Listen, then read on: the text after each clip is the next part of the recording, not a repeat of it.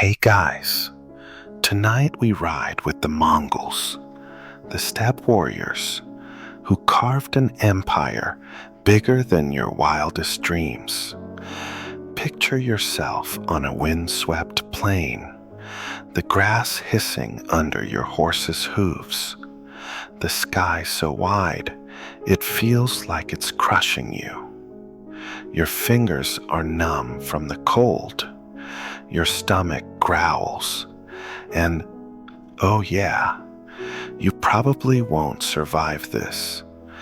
The Mongols thrived in this brutal world, and we're diving into what made them unstoppable.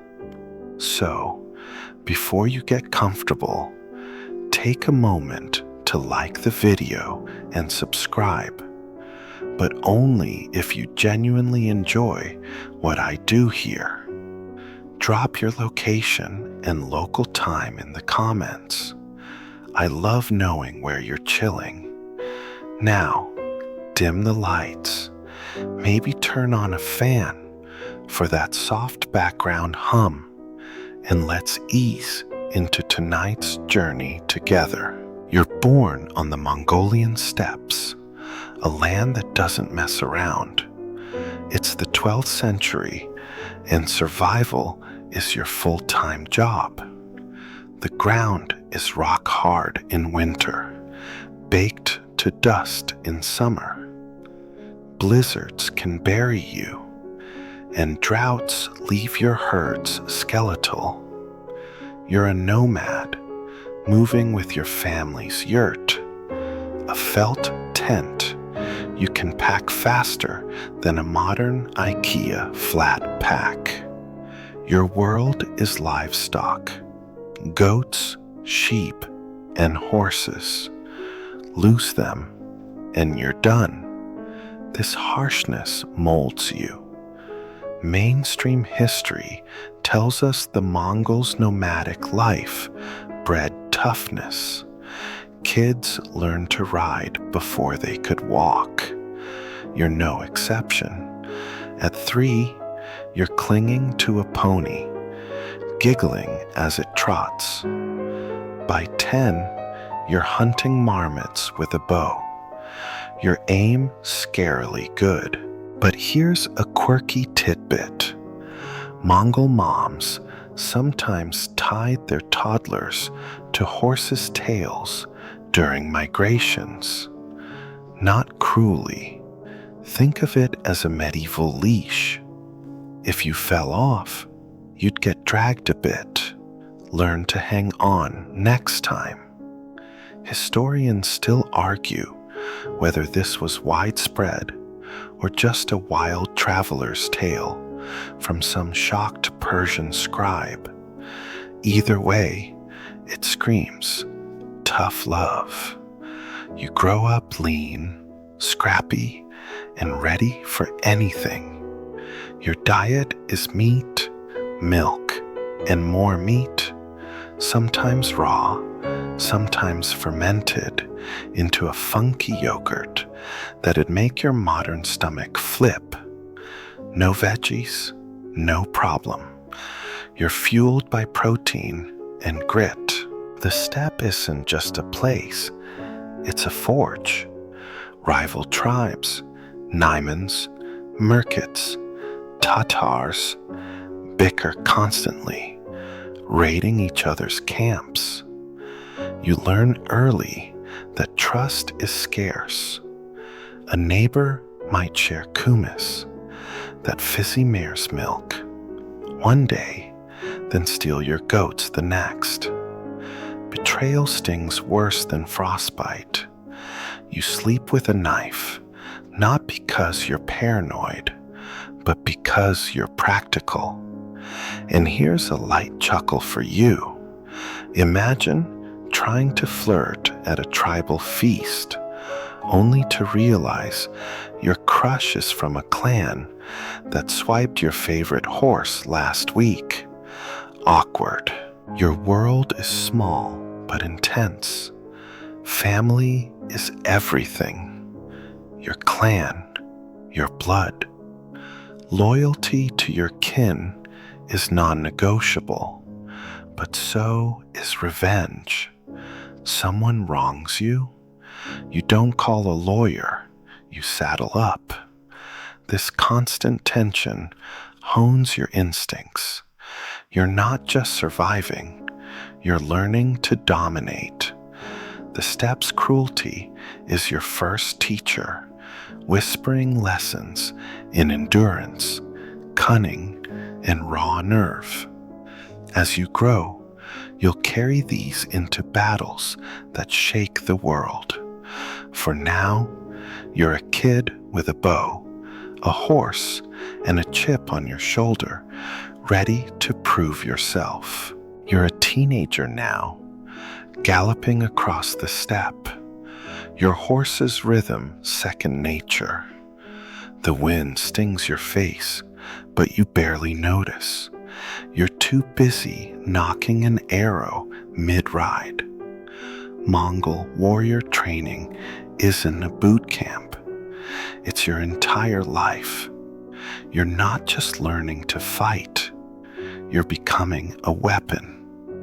Mainstream history notes that Mongols were expert horse archers, trained from childhood to shoot with deadly precision.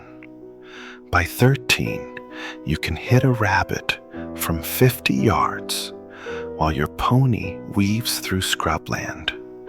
Your bow, a compact recurve made of horn and sinew, is your best friend. It's got more kick than a modern rifle, and you wield it like an extension of your soul. Here's a quirky nugget. Mongols sometimes practiced by shooting at live wolves, not for sport, but to mimic the chaos of battle. Miss, and you might be lunch.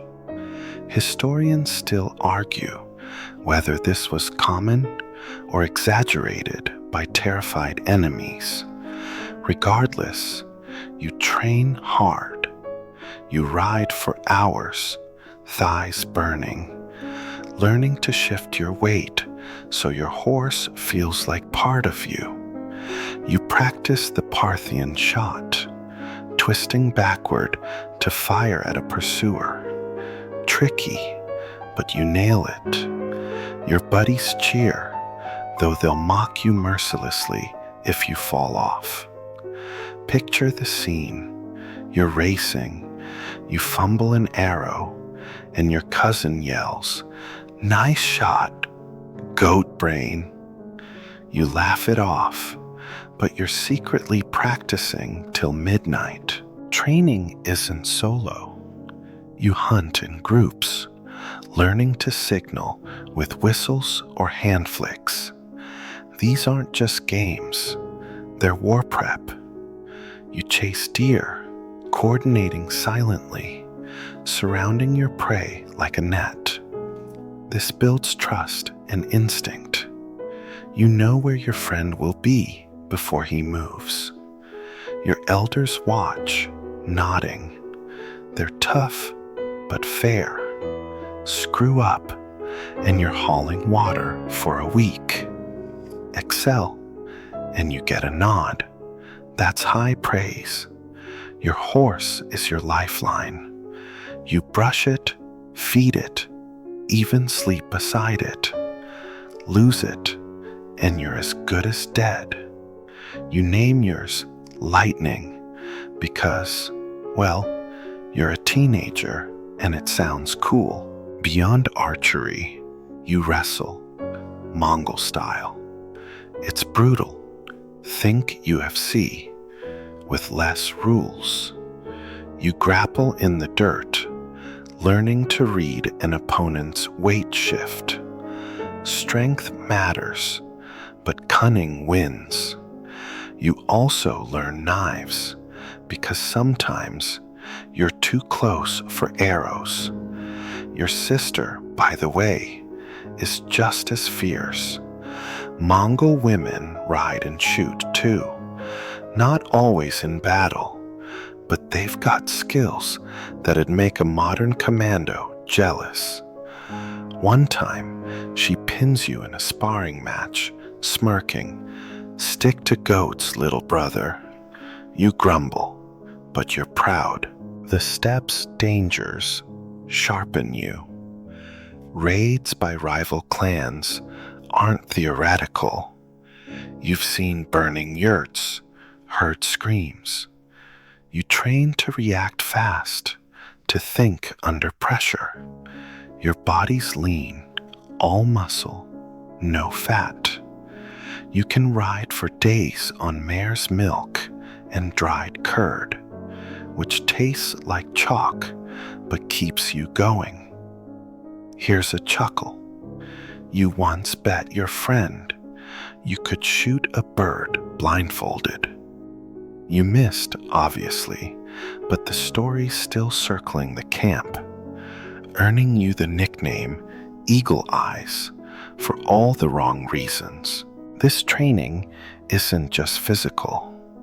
You learn loyalty, discipline, and the Mongol code. Obey your Khan, protect your kin, never betray. Break it, and exile's worse than death. You're not just a warrior, you're a cog in a machine, one that'll soon roll over empires. For now, you're a kid with a bow, a horse named Lightning, and dreams of glory, unaware you're being forged into history's deadliest fighter. You're galloping now, heart pounding, your horse's hooves a drumbeat on the steppe. An enemy tribe's camp lies ahead, but you're not charging in blind. Mongol tactics are your edge, a chess game played at full speed. Mainstream history crowns the Mongols as tactical geniuses, using feigned retreats and ambushes to outwit larger armies. You're part of this machine, riding with your unit, 100 warriors moving like a flock of starlings. Your Khan signals a fake retreat, classic Mongol move. You wheel your horse, firing arrows backward, luring the enemy into a trap. They chase, overconfident, right into your hidden comrades. It's over before they know it. Here's a quirky tidbit. Mongols sometimes tied branches to their horses' tails to kick up dust, making their numbers seem bigger. Deceptive, cheap, and effective. Historians still argue whether this was a standard trick or a one-off stunt. Either way, you love the mind games. You're not just fighting, you're outsmarting. Your unit practices these ruses endlessly. Feign panic, scatter, then regroup to strike. You signal with flags or shouts, each move precise. One slip, and you're dead. You've seen it. A cocky rider ignores the plan, charges solo, and ends up a pincushion. You learn fast. Your Khan's a master, reading terrain like a book. That hill? Perfect for an ambush. That river? A choke point. You scout ahead, eyes sharp for hoof prints or smoke. You report back, whispering, 50 men, sloppy camp, drunk sentries. The Khan nods, and you feel 10 feet tall. But don't get cocky. Last week, you misjudged a rival's numbers and caught a tongue lashing harsher than a winter storm. You grin remembering your friend's jab. Nice scouting, O great Khan of goats. You'll never live it down. The feigned retreat isn't your only trick. You use encirclement, the nakara, surrounding foes like wolves on a deer.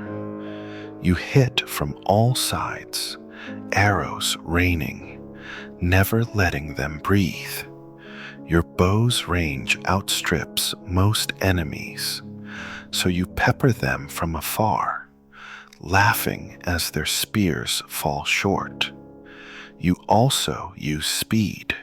Your horse, lightning, can outrun their heavy cavalry. You strike, vanish, strike again. It's exhausting, but exhilarating. You live for the moment when the enemy breaks, their lines crumbling like dry bread. Psychological warfare is woven in. You spread rumors before a fight, exaggerating your numbers. You leave a single survivor to babble about your horde. It's not just muscle, it's theater. Here's a chuckle. Once, your unit left a pile of fake treasure, wood-painted gold, to lure greedy raiders into an ambush. They fell for it, and you're still snickering. But it's not all fun. You've seen battles go wrong, friends fall. You honor them by learning, sharpening your mind as much as your arrows. Your tactics work because you're disciplined. Every warrior knows their role, from scout to archer to lancer. You drill until it's instinct. The steppe taught you this. Out here, chaos kills. You're not a lone hero. You're a gear in a relentless machine. As you ride back to camp, arrows spent, you feel the weight of it. You're not just surviving, you're rewriting the rules of war. The world doesn't know it yet, but it will. You thunder across the plain, your horse lightning surging beneath you, the horizon blurring. Mongol warfare is motion. Strike fast, vanish faster. You're not built for slugfests. You're a ghost on hooves. Mainstream history lauds the Mongols' mobility, their light cavalry outpacing and outmaneuvering heavier armies. Your unit, 1,000 riders strong, covers 50 miles a day, sometimes more, living off mare's milk and dried meat. You carry everything: bow, arrows, spare stirrups, on your horse. No lumbering supply trains for you. You're lean, lethal, and gone before the enemy blinks. Here's a quirky tidbit.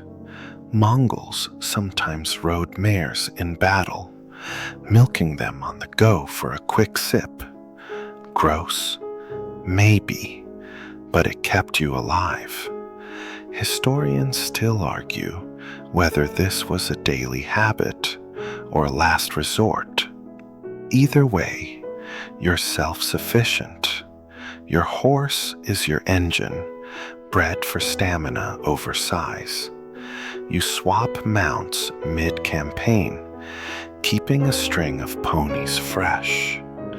Lose one, and you're scavenging the steppe, muttering, "Lightning, don't get jealous." Your mates tease you for babying your horses, but they're your lifeline. Speed is your doctrine. You hit a village at dawn, arrows flying, and by noon, you're a speck on the horizon. Enemy knights in clunky armor can't keep up. Their horses tire, their men sweat. You laugh, imagining them cursing in their tin cans. Your raids are surgical. Grab livestock, burn crops, scare the locals witless. You don't hold ground. You haunt it. This mobility lets you choose the battlefield. You lure foes to open plains where your arrows rule. Forests or mountains, you avoid them. You're not dumb enough to fight on bad terms. Your gear's designed for this. Your armor's light, leather or layered silk that can stop an arrow without weighing you down. Heavy plate, that's for fools who like baking in the sun. Your saddle's high, letting you twist and shoot. You carry 2 bows just in case, and a lasso for snagging stragglers. Here's a chuckle. Once, you tried roping a rival's horse mid-battle, missed, and nearly yanked your own arm off. Your friend still calls you Lasso Lord when he's feeling mean. Logistics are your secret sauce. You don't wait for supplies. You live off the land. Herds follow your army, a moving pantry. You scout water sources, memorizing streams like a map in your head. You've got no baggage to slow you, unlike those city dwellers with their carts and whining servants. You once saw a Persian army stalled by a broken wagon.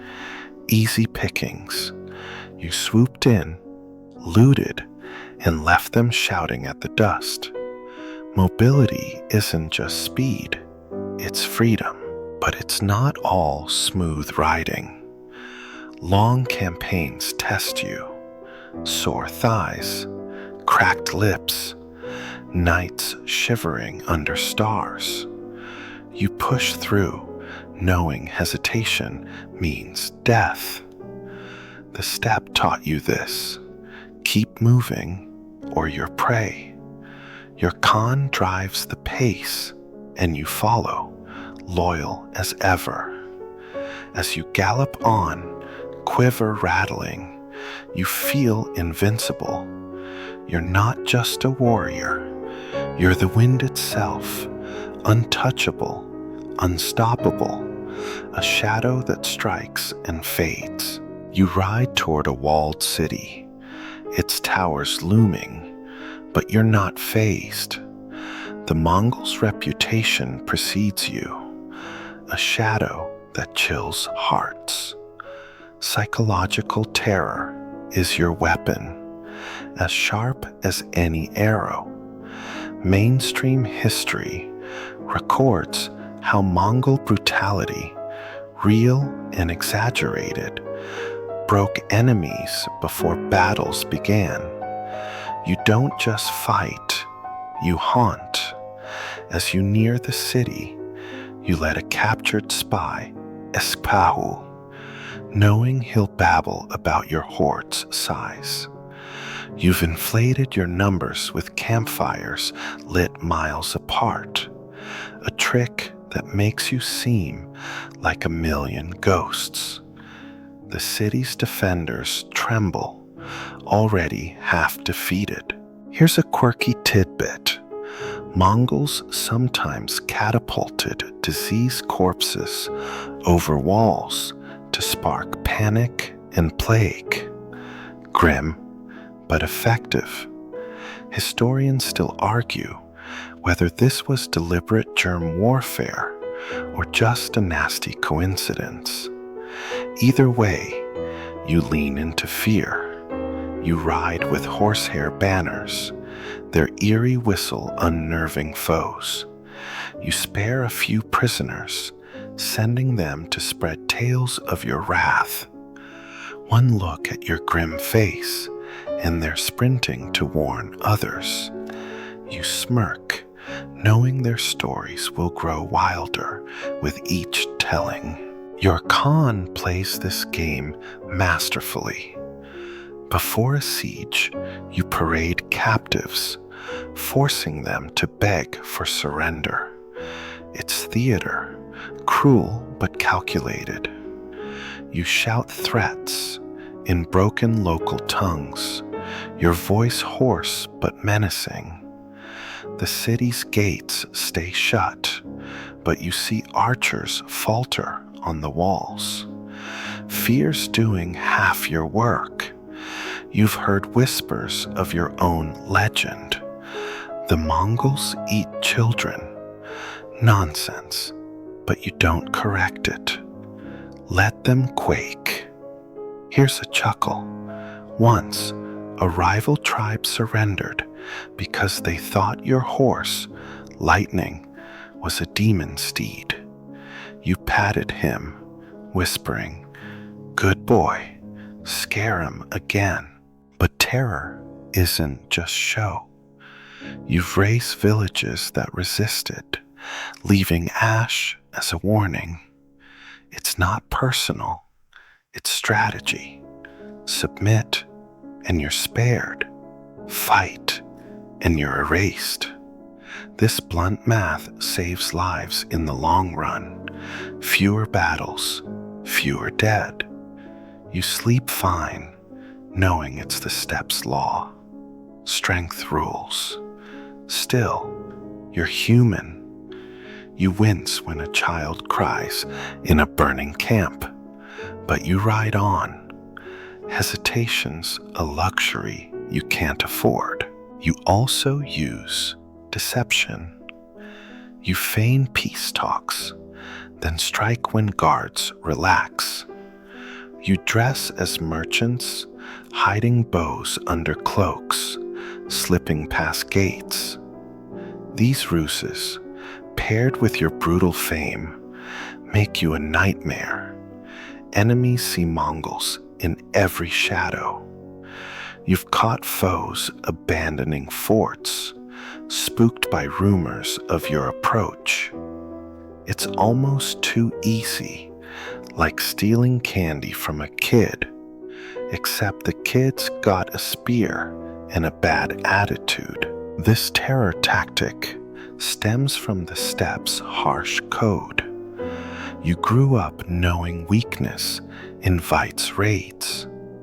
Now, you project power, ensuring no one dares cross you. As you circle the city, arrows ready, you feel the weight of your name. You're not just a warrior, you're a legend, a specter that breaks wills before swords are drawn.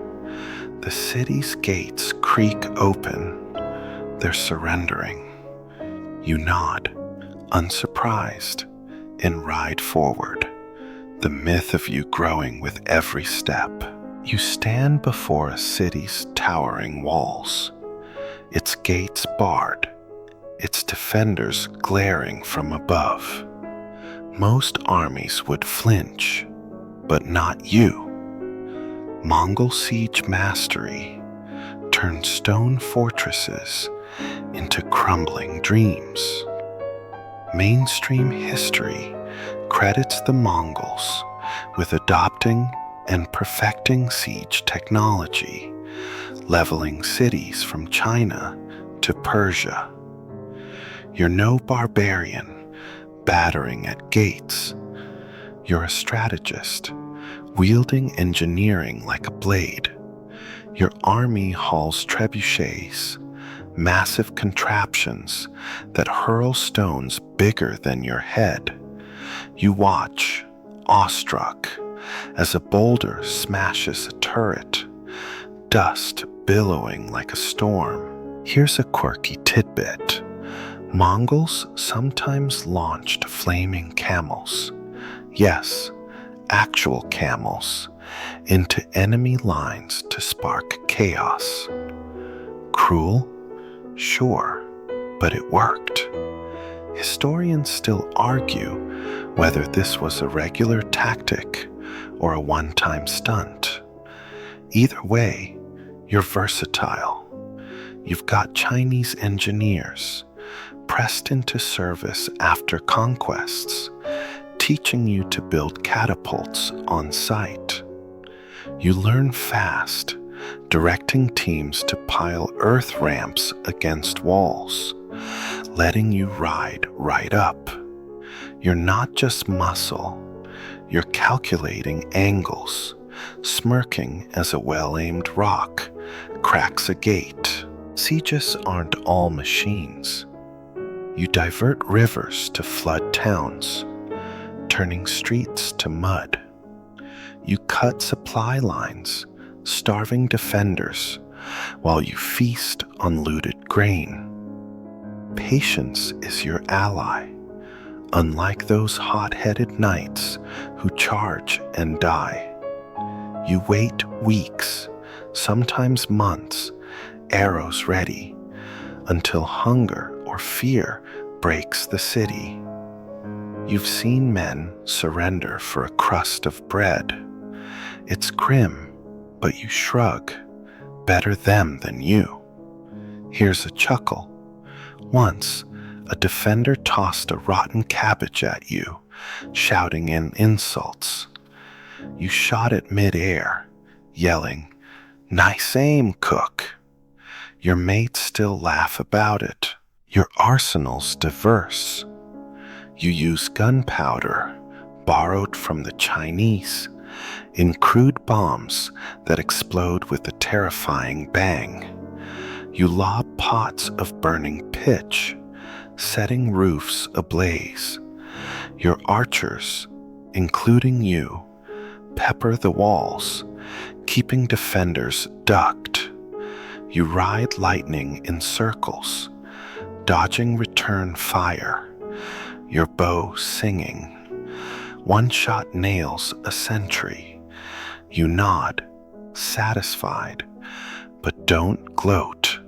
Focus keeps you alive. You also tunnel under walls, collapsing foundations. It's sweaty, dangerous work, but you've seen entire towers vanish in a roar of dust.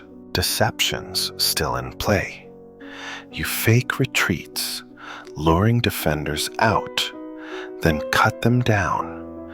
You bribe traders inside, promising gold for an open gate. The step taught you resourcefulness, and you apply it here. You're not sentimental about cities. They're puzzles to solve, not treasures to admire. Yet, you marvel at their scale, so unlike your yurt back home. You once overheard a Persian captive call you a savage. You grinned. Savages don't build machines that topple empires. This siege ends with a surrender. The city's leaders kneel, offering tribute.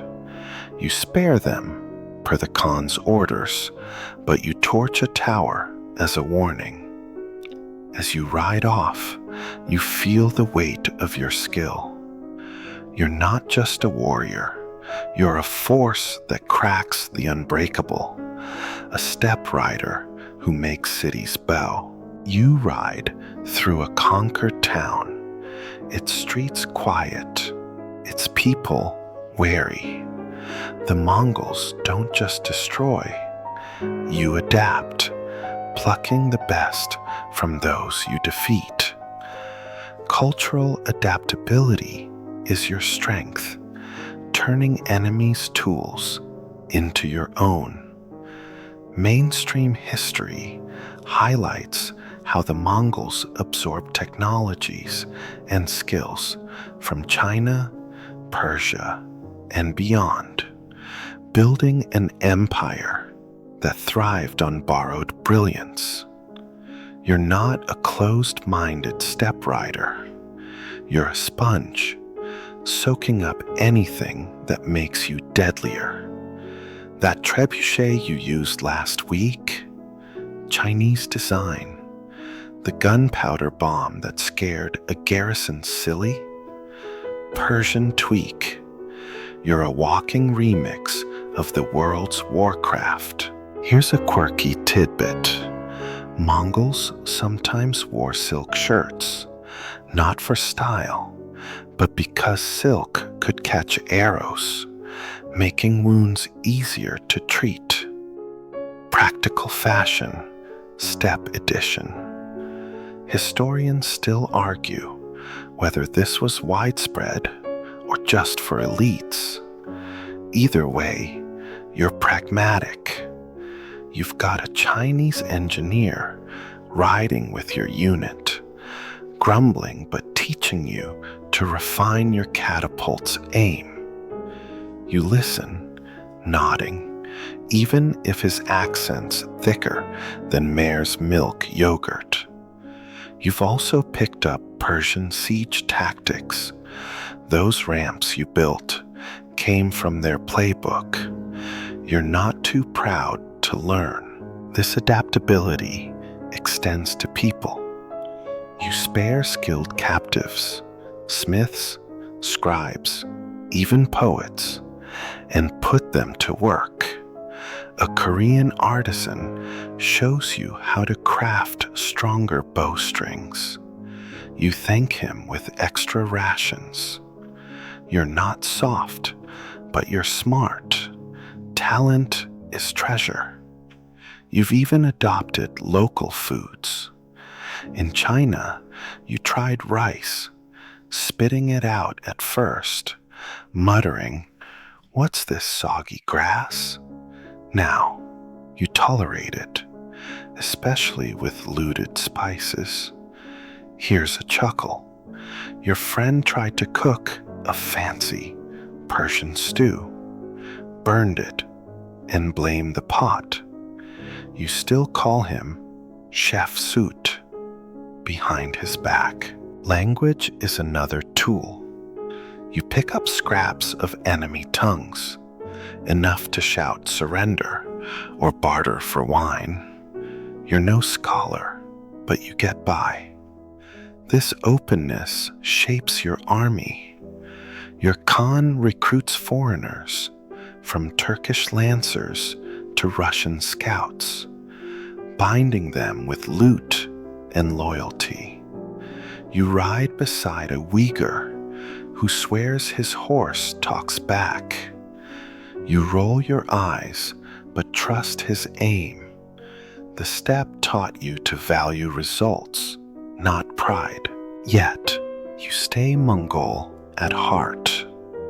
Your yurt, your bow, your horse, lightning, they ground you. You blend new tricks with old ways, like mixing kumis with Chinese tea, which frankly tastes like regret. Adaptability doesn't mean losing yourself. It means winning smarter. You've seen rigid armies, knights too proud to change, crumble under your arrows. You won't make their mistake. Here's a laugh. You once tried a captured knight's helmet, wobbled under its weight, and toppled into a ditch. Your mates howled, dubbing you Sir Clumsy. For a week, as you leave the town, you carry more than loot. New skills, new ideas. You're not just a conqueror, you're a student of war, reshaping the world's knowledge into a weapon. The steppes still home, but the world's your classroom, and you're acing the course. You ride across a vast plain, your horse lightning steady, your army stretching to the horizon. The Mongols' logistical brilliance keeps this machine moving, a marvel of organization that feeds and arms thousands on the march. Mainstream history praises the Mongols' supply systems, enabling campaigns across continents without starving or stalling.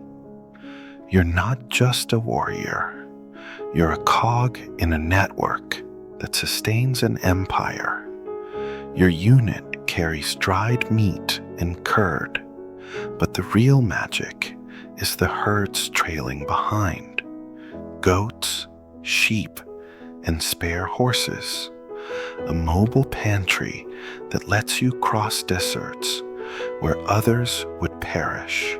Here's a quirky tidbit. Mongols sometimes drank their horse's blood for hydration, a grim sip to survive waterless stretches. Sounds vampiric, but it worked. Historians still argue whether this was routine or an emergency measure. Either way, you're resourceful. You scout streams and oases, memorizing routes like a mental map. You're Khan's messengers, riding relay style. Zip orders across hundreds of miles in days, using a Pony Express system that'd make modern couriers jealous. You've handed off a dispatch yourself, passing a scroll to a rider who vanished into the dust, bound for a distant camp. Your army's self-contained. You don't rely on enemy lands for food, unlike those clumsy European armies bogged down by wagons. You slaughter livestock on the move, boiling meat in helmets if pots are scarce. You've mastered packing light, bow, arrows, a felt cloak that doubles as a blanket. Heavy baggage? That's for suckers who like losing. Here's a chuckle. Once, a rookie overloaded his horse with looted rugs, only to watch it collapse mid-ride. You dubbed him Carpet Khan, and still snicker when he glares. Hunting doubles as supply and training. You chase game with your unit, honing archery while stalking the pot. You've bagged a deer at full gallop, earning cheers and extra portions. Foraging is another trick. You know which roots won't kill you, though you once chewed a bitter weed that left you spitting for hours. Your mates laughed, calling you grass gourmet. Beyond food, you maintain gear on the go. You repair bows with sinew, sharpen blades on river stones. Smiths in your camp forge arrowheads from looted iron, keeping you armed. Communication is key. Your Khan's orders come via signal flags or drum beats, clear even in battle's chaos.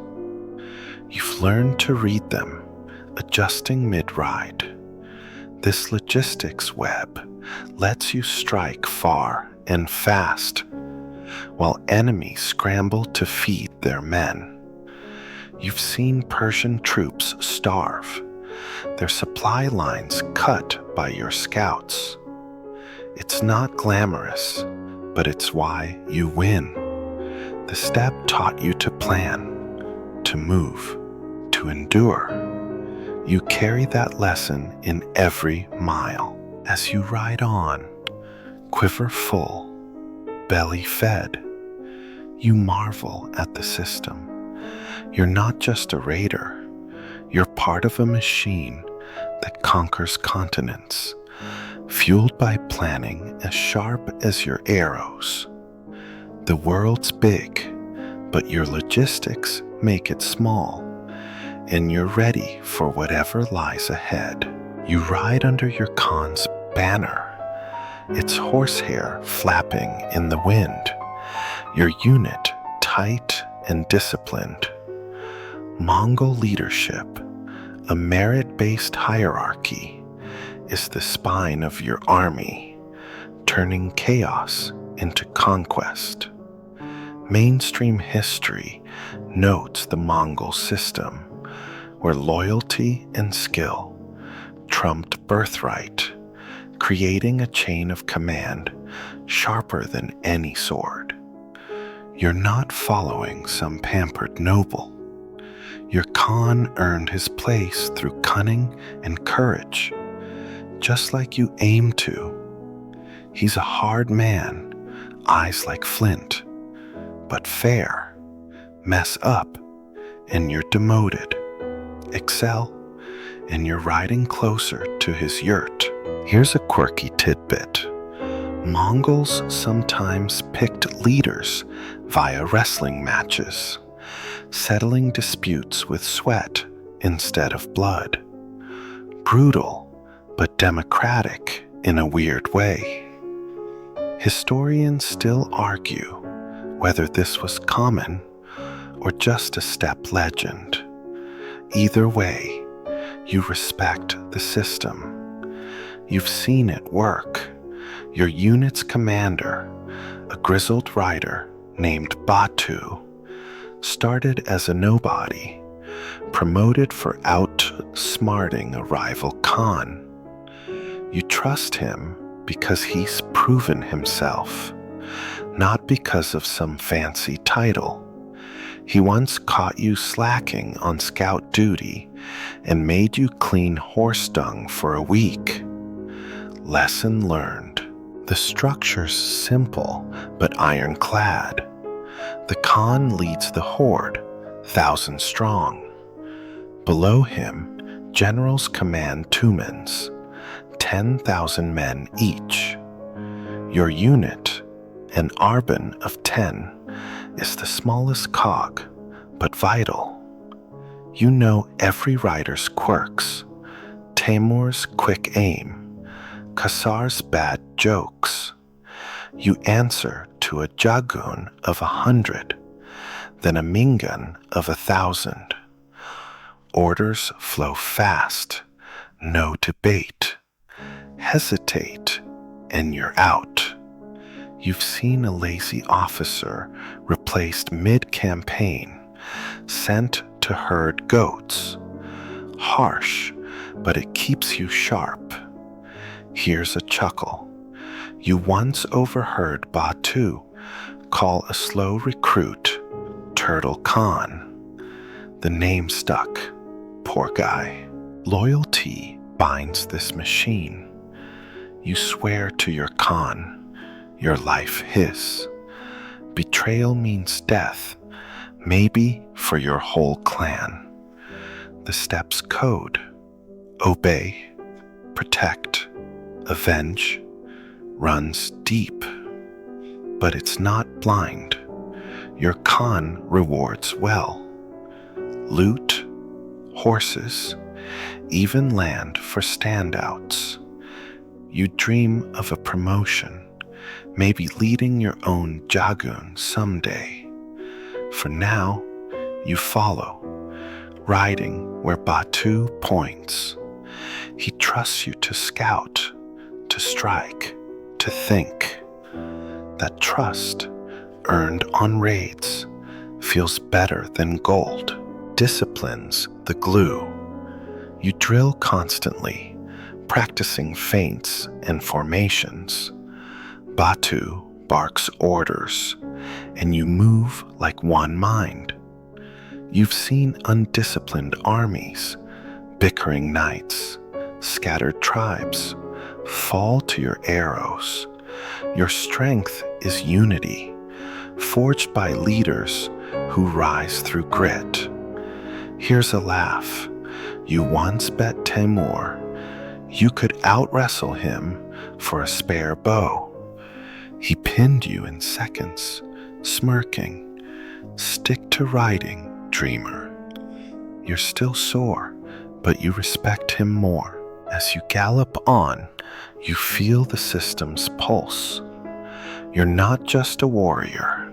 You're part of a ladder where skill climbs highest, led by men who'd rather die than falter.